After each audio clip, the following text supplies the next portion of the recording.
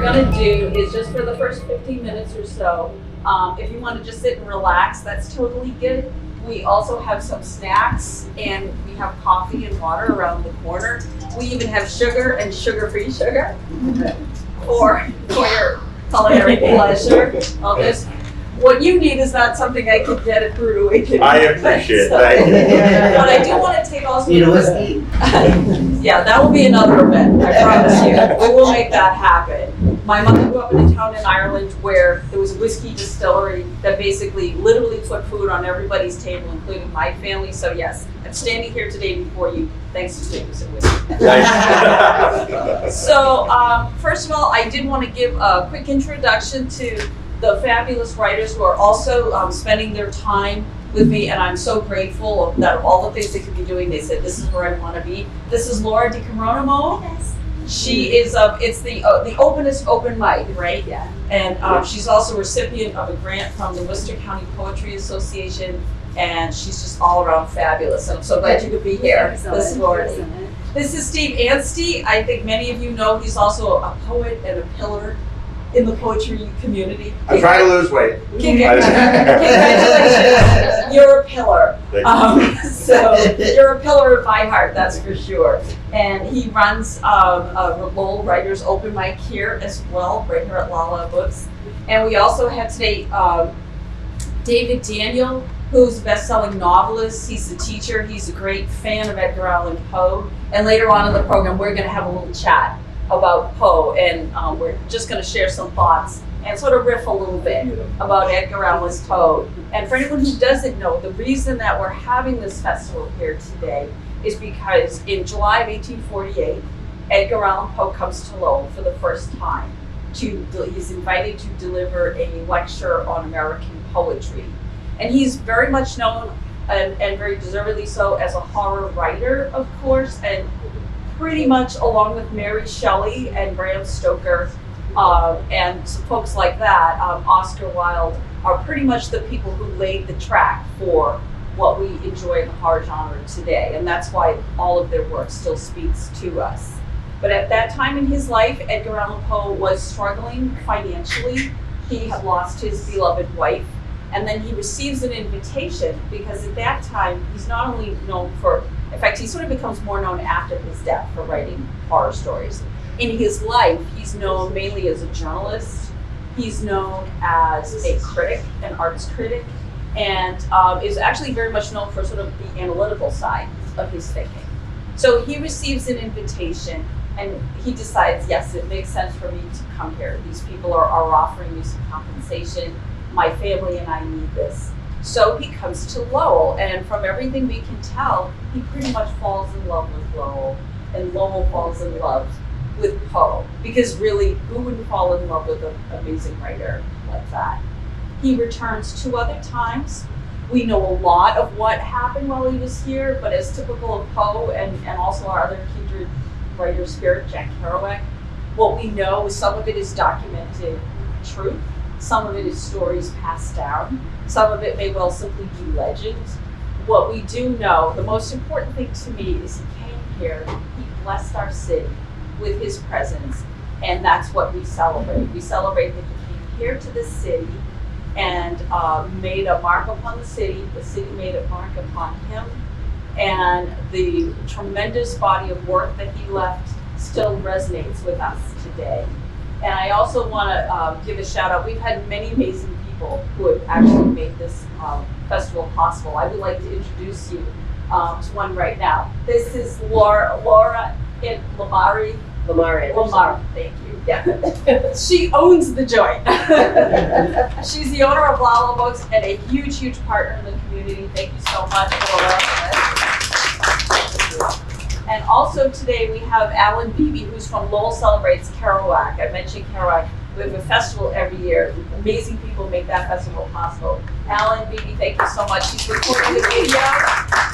And so also to that, and just to let you know, the video does pick up ambient, conversation. So I want everyone to wear, because I don't want anybody's, privacy infringed upon. But we are recording the readings. So again, if anybody wants to get some water, food. So with that, we're going to start reading the first story, which is The Black Cat For those who are not familiar, I'm going to give a quick trigger warning because it does talk about things that people might find as cruel to animals. I'm sure no actual animals were harmed in the writing of this story. I'm a huge cat lover, and we do have a official black cat of the Poe and Lowell Festival. My cat Snickers. So, reading here with me. If I could have Snickers here, he totally would be here.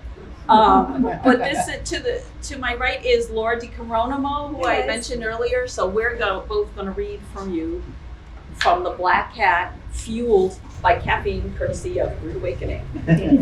It's like GE Theater. All right, on with the story. For the most wild yet homely narrative which I am about to pen, I neither expect nor solicit belief. Mad indeed would I be to expect it in a case where my very senses reject their own evidence. Yet mad am I not, and very surely do I not dream. But tomorrow I die, and today I would unburden my soul. My immediate purpose is to place before the world, plainly, succinctly, and without comment, a series of mere household events. In their consequences, these events have terrified, have tortured, have destroyed me. Yet I will not attempt to expound them. To me, they have presented little but horror. To many, they will seem less terrible than Baroque's. Hereafter, perhaps, some intellect may be found which will reduce my phantasm to the commonplace. Some intellect more calm, more logical, and far less excitable than my own, which will perceive in the circumstances I detail with awe nothing more than an ordinary succession of very natural causes and effects. From my infancy, I was noted for the docility and humanity of my disposition. My tenderness of heart was even so conspicuous as to make me the jest of my companions. I was especially fond of animals, and I was indulged by my parents with a great variety of pets. With these, I spent most of my time, and never was so happy as when feeding and caressing them. This peculiarity of character grew with my growth to my manhood. I derived from it one of my principal sources of pleasure. To those who have cherished an affection for a faithful and sagacious dog, I need hardly be at the trouble of explaining that the nature or the intensity of the gratification thus derivable. There is something in the unselfish and self-sacrificing love of a brute which goes directly to the heart of him who has had frequent occasion to test the paltry friendship and gossamer fidelity of mere man. I married early and was happy to find in my wife a disposition not uncongenial with my own. Observing my partiality for domestic pets, she lost no opportunity in procuring those of a most agreeable kind. We had birds, goldfish, a fine dog, rabbits, a small monkey, and a cat. This latter was a remarkably large and beautiful animal, entirely black and sagacious to an astonishing degree. In speaking of his intelligence, my wife, who at heart was not a little tinctured with superstition, made frequent allusion to the ancient popular notion which regarded all black cats as witches in disguise. We all know that's actually true. Anyway, not that she was ever serious upon this point, and I mention the matter at all for no better reason than it happens just now to be remembered. Pluto, this was my cat's name, was my favorite pet and playmate. I alone fed him, and he attended me whenever I went about the house. It was even with difficulty that I could prevent him from following me through the streets. Our friendship lasted in this matter for several years, during which my temperament and character, though the instrumentality of fiend intemperance, I blush to confess it, experienced a radical altercation for the worse. I grew day by day more moody, more irritable, more regardless of the feelings of others. I suffered myself to use intemperate language to my wife, At length, I even offered her personal violence. My pets, of course, were made to feel the change of my disposition. I not only neglected, but ill-used them. For Pluto, however, I still remained sufficient regard to restrain me from maltreating him, as I made no scruple of maltreating the rabbits, the monkey, or even the dog. But when, by accident or through affection, they came in my way. But my disease grew upon me, for what disease is like alcohol? And at length even Pluto, who was now becoming old and consequently somewhat peevish, even Pluto began to experience the effects of my ill temper. One night, returning home much intoxicated from one of my haunts about town, I fancied that the cat avoided my presence. I seized him, when in his fright at my violence, he inflicted a slight wound upon my hand with his teeth. The fury of a demon instantly possessed me. I knew myself no longer. My original soul seemed at once to take its flight from my body, and a more than fiendish malevolence, gin-nurtured, thrilled every fiber of my frame. I took from my waistcoat pocket a penknife, opened it, grasped the poor beast by the throat, and deliberately cut one of its eyes from the socket. I blush, I burn, I shudder, while I pen the damnable atrocity. When reason returned with the morning, when I had slept off the fumes of the night's watch, I experienced a sentiment half of horror, half of remorse for the crime of which I had been guilty. But it was at best a feeble and equivocal feeling, and the soul remained untouched. I again plunged into excess and soon drowned in wine all memory of the deed. In the meantime, the cat slowly recovered.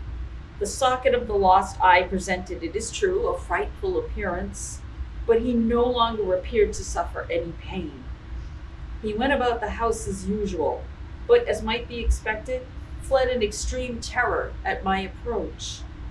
I had so much of my old heart left as to be at first grieved by the since evident dislike on the part of a creature which had once so loved me.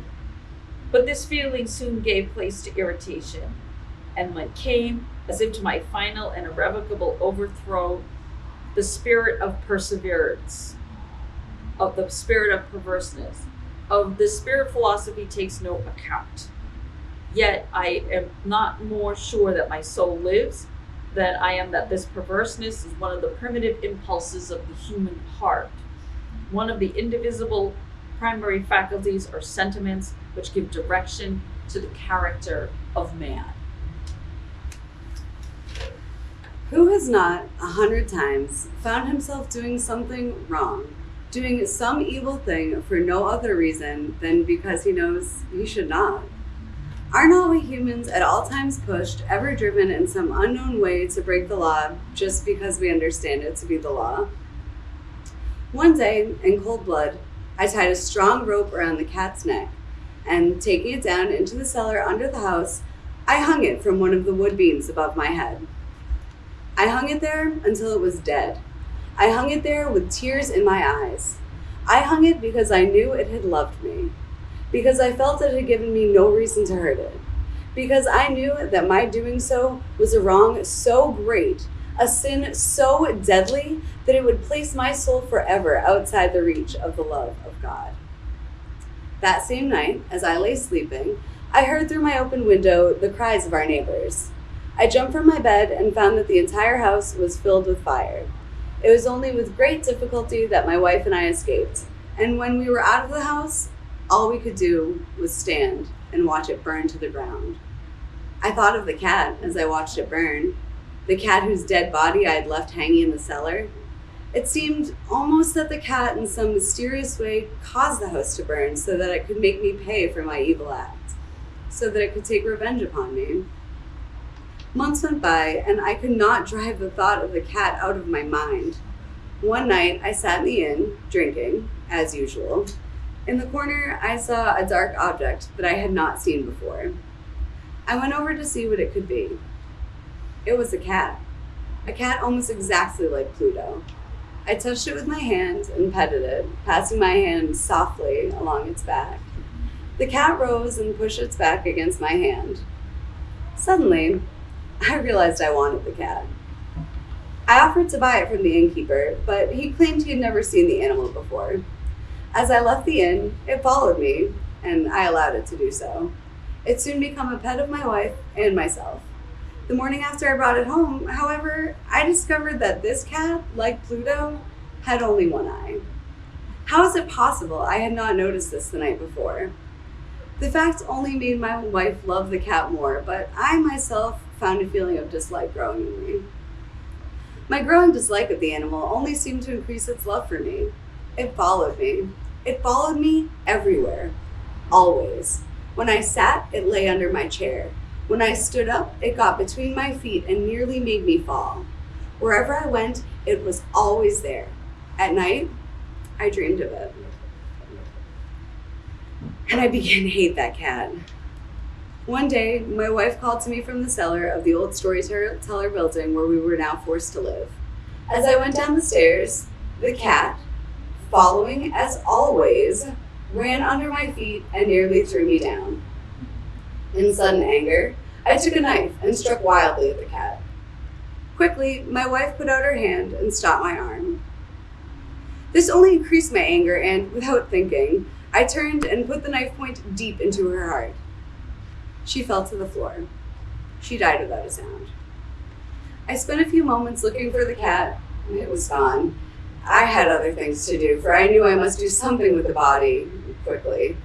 Suddenly, I noted a place in the wall of the cellar where stones had been added to the wall to cover an old fireplace which was no longer wanted.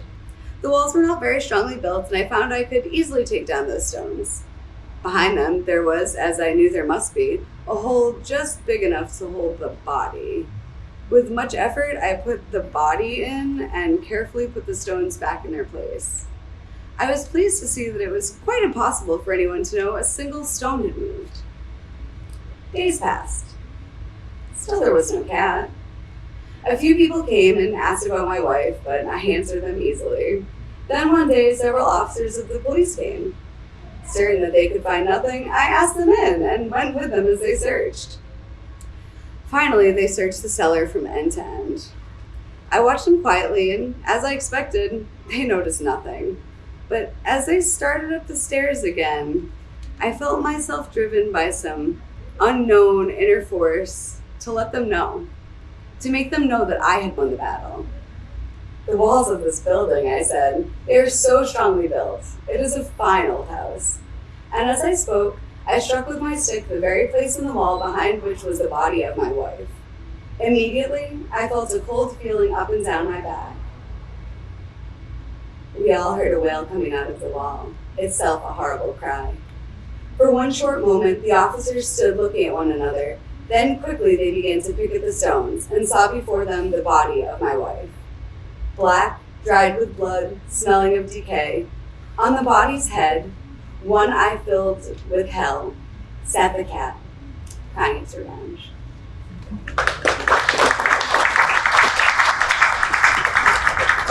Also apologies to my cat Morticia, who is a very lovely animal and has both of her eyes.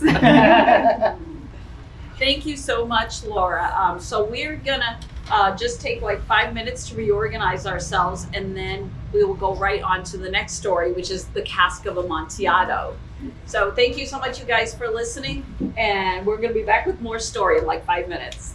All right, so I think we're good to go, but first I need to put on my poetry storytelling lipstick. Huh. My wife never told me I was supposed to do that. Ellen, I will work on this. Ellen's going to help me with that. No, you're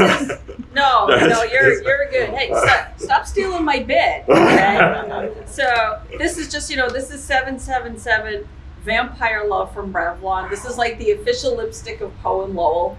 Okay. So, all right. I learned so much from you, Ben. I wish I'd known that. No, this is the one thing I reserved to myself. Okay. So, all right. So the next story that we're going to read is the Cask of Amontillado, which I think, again, is a story that's familiar to a lot of folks. And again, a bit of a trigger warning. Things don't end well for this one guy. We're not even sure why this happens to him. our understanding is that this story may have been derived from a real life incident that took place actually off the islands of Boston. So very close to home in every sense. So reading with me is Stephan Anstey and David Daniel. And so we present to you the Cask of Amontillado. The 1,000 injuries of Fortunato I had borne as best I could, but when he ventured upon insult, I vowed revenge.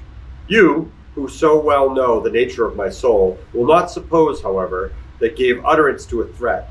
At length, I would be avenged. This was a point definitely settled, but the definitiveness with which it was resolved precluded the idea of risk. I must not only punish, but punish with impunity. A wrong is unredressed when retribution overtakes its redresser. It is equally unredressed when the avenger fails to make himself felt as such to him who has done the wrong. It must be understood that neither word nor deed had I given Fortunato cause to doubt my goodwill. I continued, as was my wont, to smile in his face, and he did not perceive that my smile now was at the thought of his immolation. He had a weak point, this Fortunato. Although in other regards he was a man to be respected and even feared, he prided himself on his connoisseurship in wine. In painting and gemmery, Fortunato, like his countrymen, was a quack, but in the matter of old wines he was sincere. In this respect I did not differ from him materially. I was skillful in the Italian vintages myself, and bought largely whenever I could. It was about dusk one evening during the supreme madness of the carnival season that I encountered my friend. He accosted me with excessive warmth, for he had been drinking much. He had on a tight-fitting, party-striped dress, and his head was surmounted by the conical cap and bells. I was so pleased to see him that I thought I should never have done wringing his hand. I said to him, "My dear Fortunato, how remarkably well you are looking today. But I have received a pipe of what passes for Amontillado,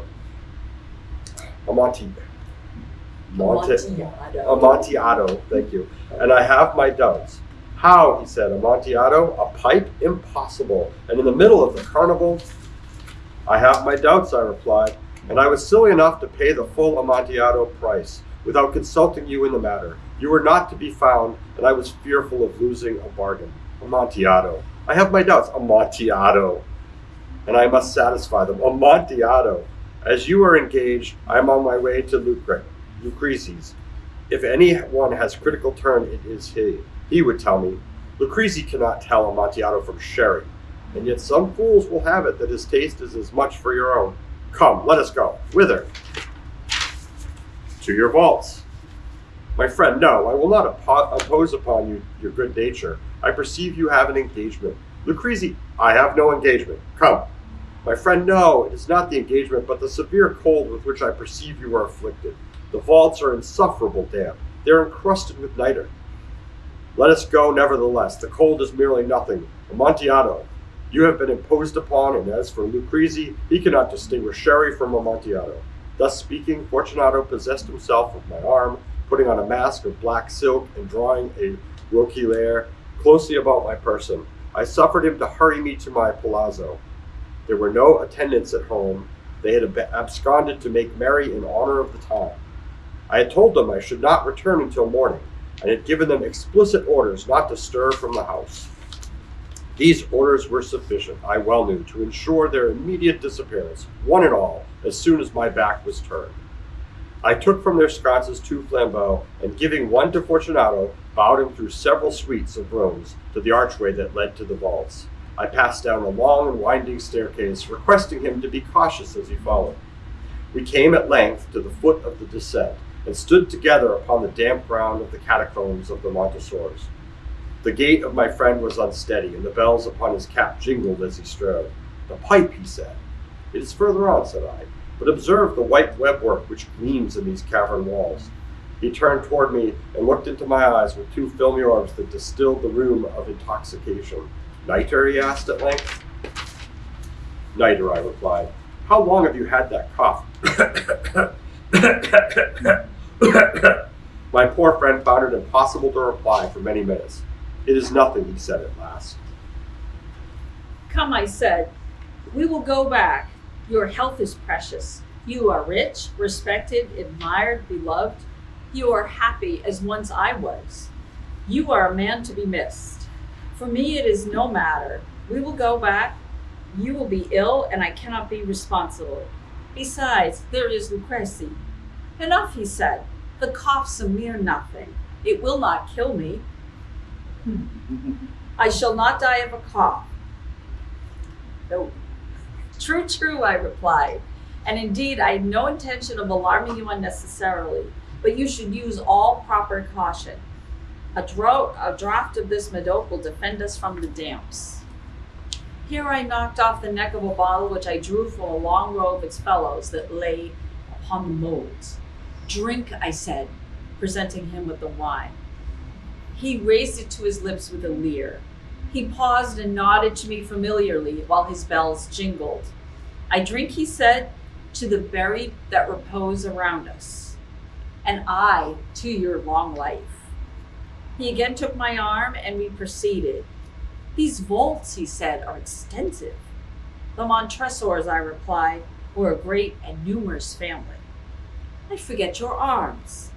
A huge human foot d'or in a field azure. A foot crushes a serpent rampant whose fangs are embedded in the heel. And the motto, Nemo me impune lacesse. Good, he said. The wine sparkled in his eyes and the bells jingled. My own fancy grew warm with the Medoc.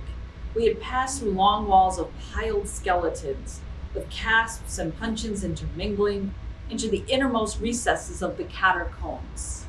I paused again, and this time I made bold to seize Fortunato by an arm above the elbow. The nitra, I said, see, it increases and hangs like moss upon the bolts. We are below the river's bed. The drops of moisture trickle among the bones. Come, we will go back ere it is too late. Your cough is nothing, he said. Let us go on. But first, another draught of the Medoc. I broke and reached him a flagon of the de Grave. He emptied it at a breath. His eyes flashed with a fierce light. He laughed and threw the bottle upwards with a gesticulation I did not understand. I looked at him with surprise. He repeated the movement, a grotesque one. You do not comprehend, he said. Not I replied. Then you are not of the Brotherhood. How? You are not of the Masons. Yes, yes, I said. Yes, yes. You, impossible. A Mason? A Mason, I replied. A sign, he said, is a sign. It is this, I answered, producing from beneath the folds of my roquelaire a trowel. You jest, he reclaimed, recoiling a few paces. But let us proceed to the Amontillado. Be it so, I said, replacing the tool beneath the cloak and again offering him my arm. He leaned upon it heavily. We continued our route in search of the Amontillado. We passed through a range of low arches, descended, passed on, and descending again, arrived at a deep crypt, in which the foulness of the air caused our flambeau rather to glow than flame. At the most remote end of the crypt there appeared another less spacious. Its walls had been lined with human remains, piled to the vault overhead in the fashion of the great catacombs of Paris. 3 sides of this interior crypt were still ornamented in this manner. From the 4th side the bones had been thrown down and lay promiscuously upon the earth, forming at one point a mound of some size. Within the wall thus exposed by the displacing of the bones, we perceived a still interior crypt or recess, in depth about 4 feet, in width 3, and height 6 or 7. It seemed to have been constructed for no especial use within itself, but formed merely the interval between 2 of the colossal supports of the roof of the catacombs, and was backed by one of their circumscribing walls of solid granite. It was in vain that Fortunato, uplifting his dull torch, endeavored to pry into the depth of the recess. Its termination the feeble light did not enable us to see. Proceed, I said, herein is the Amontillado. As for Lucrezi, he is an ignoramus, interrupted my friend as he stepped unsteadily forward, while I followed immediately at his heels. In an instant, he had reached the extremity of the niche, and finding his progress arrested by the rock, stood stupidly bewildered. A moment more, and I had him fettered to the granite. In its surface were two iron staples, distant from each other about 2 feet horizontally. From one of these depended a short chain, from the other a padlock. Throwing the links about his waist, it was but the work of a few seconds to secure it. He was too much astounded to resist. Withdrawing the key, I stepped back from the recess. Pass your hand, I said, over the wall. You cannot help feeling the nitro. Indeed, it is very damp. Once more, let me implore you to return. No? Then I must positively leave you. But I must first render you all the little attentions of my power. The Amontillado, ejaculated my friend, not yet recovered from his astonishment. True, I replied, the Amontillado. As I said these words, I busied myself among the piles of bones of which I have before spoken. Throwing them aside, I soon uncovered a quantity of building stone and mortar. With these materials, and with the aid of my trowel, I began vigorously to wall up the entrance of the niche. I had scarcely laid the first tier of the masonry when I discovered that the intoxication of Fortunato had in great measure worn off. The earliest indication I had of this was a low, moaning cry from the depth of the recess. It was not the cry of a drunken man. There was then a long and obstinate silence. I laid the second tier, and the third, and the fourth, and then I heard the furious vibrations of the chain. The noise lasted for several minutes, during which, that I might hearken to it with more satisfaction, I ceased my labors and sat down upon the bones. When at last the clanking subsided, I resumed the trowel and finished without interruption the fifth, the sixth, the seventh tier. The wall was now nearly upon a level with my breast. I again paused, and holding the flambeau over the mason work, threw a few feeble rays upon the figure within. A succession of loud and shrill screams bursting suddenly from the throat of the chained form seemed to thrust me violently back. For a brief moment, I hesitated. I trembled. Unleashing my rapier, I began to grope with it about the recess, but the thought of an instant reassured me.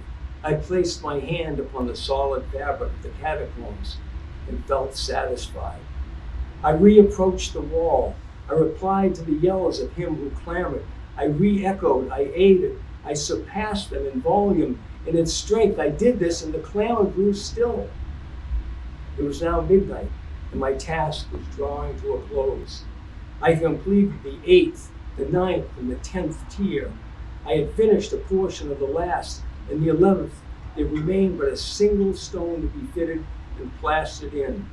I struggled with its weight. I placed it partially in its destined position. But there came from the niche a low laugh that erected the hairs upon my head. It was succeeded by a sad voice, which I had difficulty in recognizing as that of the noble Fortunato. The voice said, "Ha, ha, ha, he, he. A very good joke, indeed an excellent jest.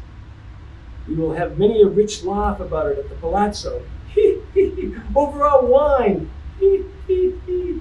The Amontillado," I said. He, he. Yes, the Amontillado. But is it not getting late? Will they not be awaiting us at the palazzo? Lady Fortunato and the rest, let us be gone. Yes, I said, let us be gone. For the love of God, Montresor. Yes, I said, for the love of God. But to these words, I hearkened in vain for a reply. I grew impatient. I called aloud, "Fortunato!" No answer. I called again, Fortunato. No answer still. I thrust a torch to the remaining aperture and let it fall within. It came forth in return, only a jingling of the bell. My heart grew sick. The dampness of the catacombs made it so. I hastened to make an end of my labor. I forced the last stone into its position. I plastered it up. Against the new masonry, I re-erected the old rampart of bones. For half a century, no mortal has disturbed them. In pace requiescat.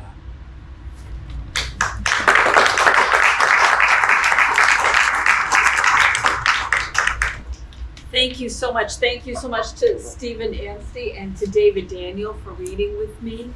And now Stephan and I are just going to take time just to have a brief chat about Poe and about horror and the art of writing. And first of all, David, I know you've written a lot about Poe, and I'm wondering if you could sort of tell us a little bit about, first of all, some of the things that you have written about him and what inspires you to collect your thoughts in this way. I think anybody that writes or plays a musical instrument or does anything often begins early in the game through imitation. You find masters or models and you set about to do what they do. Again, whether it's to play a sport or play an instrument or to write. And it's kind of an important growth phase because you're starting out from not knowing how to do this fairly complex thing of writing, in this case writing fiction, which to do well over time requires a lot of hours, years in many cases. So one of my very first models was Poe, and it began with a book that my mother had in her library, and it was beautifully illustrated with classic old woodcut drawings by Fritz Eichenberg, who was a well-known artist back in the day, and to illustrate the stories. I became fascinated with those. So my earliest stories, I think, were real imitations of Poe, and but there was something in those that really spoke to me. And so it's been kind of a love affair of decades now that I've had with Mr. Poe. The fact that he's a Bostonian, I was born in Boston too, just sort of sweetens the pot for me. So, yeah, that's true. Poe has very deep local roots. He did not stay in Boston very long after his birth. He was, in effect, orphaned and raised by another family. And yet, Boston really has become solidified as the birthplace of Poe. One thing that I certainly think about Poe, and very similar to Jack Kerouac, who of course was born here, is, to me, Poe is an example of a person whose name almost everybody knows immediately. But in terms of understanding his life, we have some things that are documented facts, as we were talking about earlier, but also things that maybe are stories passed down, and it's hard, quite honestly, to verify them, and some that may well have been legend or lore. And I'm wondering for you if you see, any challenges of that in sort of our ability to really understand and appreciate Poe. I think so, and I'll answer that. And I want to turn your first question back at you, how you first came to him. But and the fact that his death is extremely mysterious. There's a span of days at the very end of his rather short life, 40 years old, by any standard, young, that little is known about. There are certain facts and tantalizing theories and ideas that range a full, universe of possibilities of what happened to him, how he found himself there in the gutter virtually in Baltimore.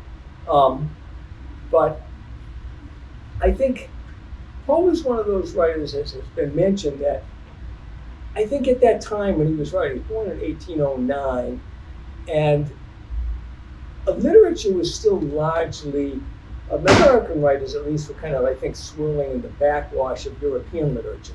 Those were the models that we had, the great writers of Europe. And so it took someone like Poe, I think, to really begin to get some recognition in Europe as somebody that had something that was unique and distinctively American. Because in those days, America was still in I think Hawthorne's word, the howling wilderness. And so he was doing something that attracted attention slowly over time, but it was not really clear because he lived a kind of nomad life, forever scrabbling. He was actually one of the first, if not the first American writer to really set out to earn his living solely through his writing. And he did it, I think, as Meg mentioned earlier on, as an editor, as a journalist, always hustling for the next gig, always working. And because he was so honest in his criticism, willing to, he criticized the much loved, good, great poet, well, not Whitman, but Nathaniel Hawthorne, Longfellow. And so Longfellow was much loved, and so consequently, here's this guy sniping at Longfellow's poems as kind of, sing-songy and so on. And, fast forward all these years, Longfellow was still loved, and we do think of certain of his poems, but he's not in the same tier of original thinker and writer as Poe was. And so he struggled in much of his time in anonymity, and so not a lot became known about him until years later. And some of the people who were responsible for creating the story of Poe after he died, in fact, best known of those was a guy named Rufus Griswold, who was a sometimes ally, but oftentimes enemy, and fellow writer that really did a hatchet job on Poe's reputation. And so I think a lot of what's known about Poe has come about as a result of careful research by scholars in the days since. But anyway, so that's a partial answer, but I'd like to know how you came to loving this guy so much. Sure. So, being a member of Generation X and growing up here in the greater Boston area, I grew up in a house filled with books, all kinds of books. My father in particular was a great lover of poetry, of horror and science fiction, and historical novels and plays. I grew up, in an Irish American household that also embraced, of course, the great tradition of Irish writers who were so influential. Bram Stoker, in fact, the author of Dracula, being among them. But so I love to read, from a very early age, and that was quite frankly just in the air around us at home. But also growing up in the greater Boston area and being a member of Gen X, we're kind of the generation who basically grew up with what Stephen King calls skull cinema. In other words, you are watching movies and television shows, and your literal thinking, even when you're reading a story, is to visually imagine it playing out. And so hence the term skull cinema.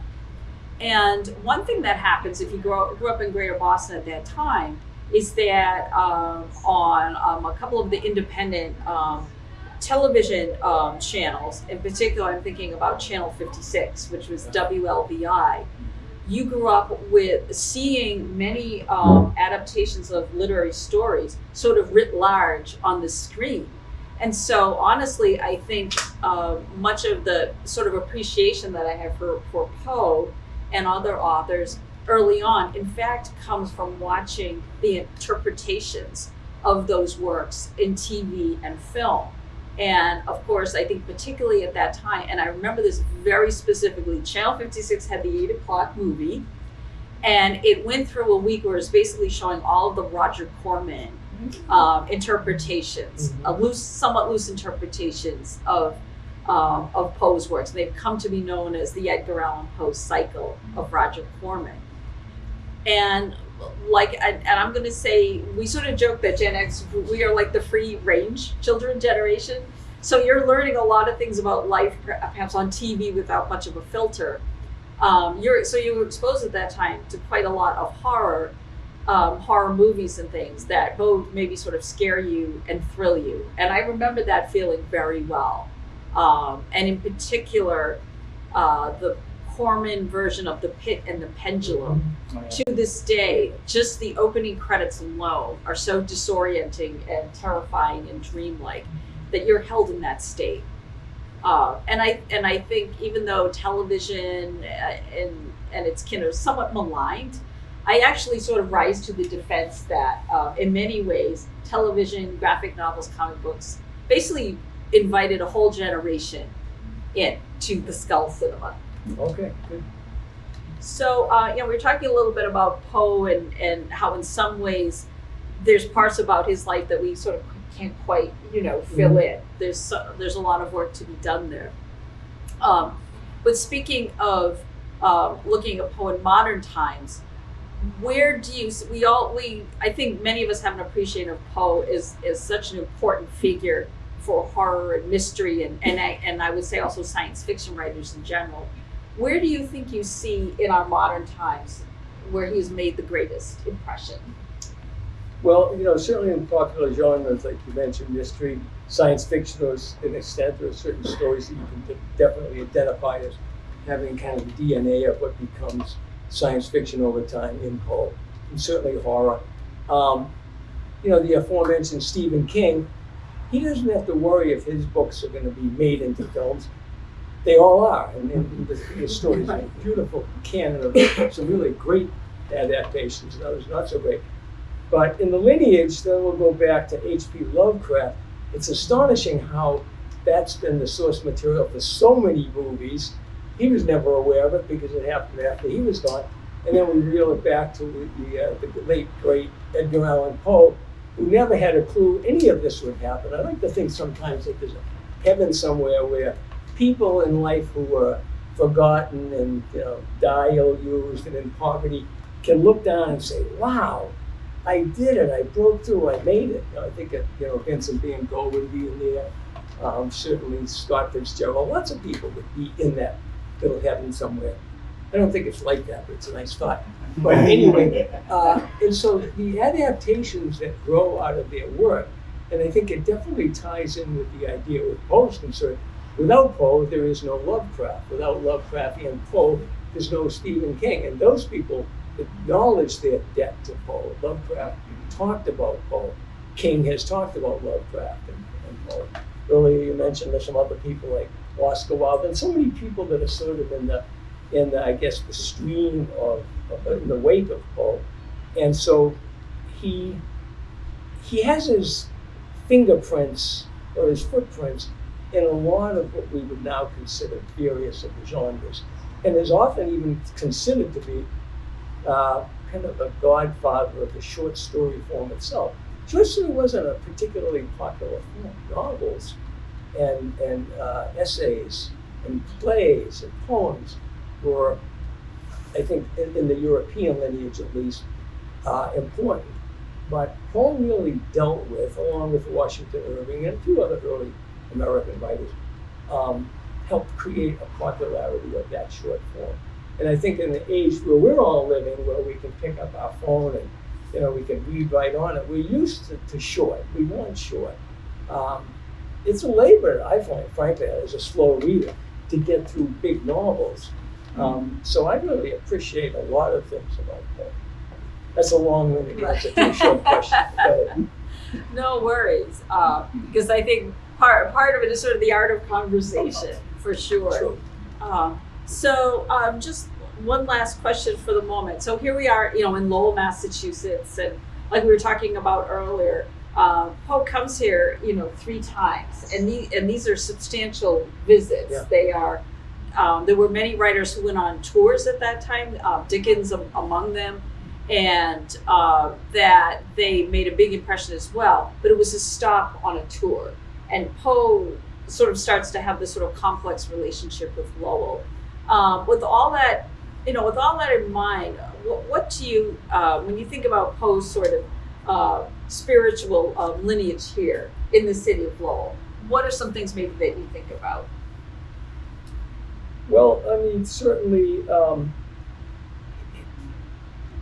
you talk about it being on the circuit, and it was very much that people, it was a way of certainly making some money, and for Poe, that was always important.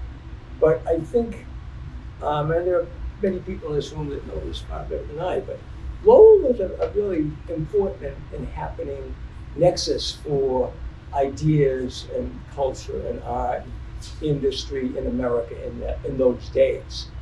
And so it's natural that he would find some connection to this, because I brought Poe was a highly intellectual guy. He was extremely well read. His education was kind of scattershot. He never did quite get all the way through the University of Virginia. He did go to West Point Military Academy for a time. He lived for a time in England and had some private education. And he's extremely well read. And one of the things he does that I always found endearing is he'll, beginning many of his stories, there's a little epigraph at the beginning. And it's often going to be in Latin, sometimes it's in Greek and Greek character. Never translates them, just lays them on us as if we are going to be, we're going to understand it because we know Greek and we know Latin. And I'm not even sure he knew those things. I think there's a little bit of a pretense in Poe that gives it a seriousness. He might have been having fun too with it. But he certainly was his ability to think things through, his criticism, his ability to look at the writing of his day, his contemporaries, in very clear-eyed take on it in terms of its worth. And he really does call out and identify people that in many cases went on to become enduring members of this canon of literature. And he nails other writers that were very, very popular, far more than he, made a lot more money than he did, but they've been long since forgotten. You can't even find their books in the old book bins in New Hampshire. But so I think Lowell would be a place where he would find an audience of readers, people that knew his poetry especially. And you talk about the Roger Corman films. The Raven is, they take a poem and screenwriters figure out, okay, let's turn this poem into a film. That's not very often done. But with Poe, he could sell films. Never made a dime off him. So I want to, first of all, thank you so much for sharing your insights, David. It's been a pleasure. My pleasure. So please, thank you so much, as well as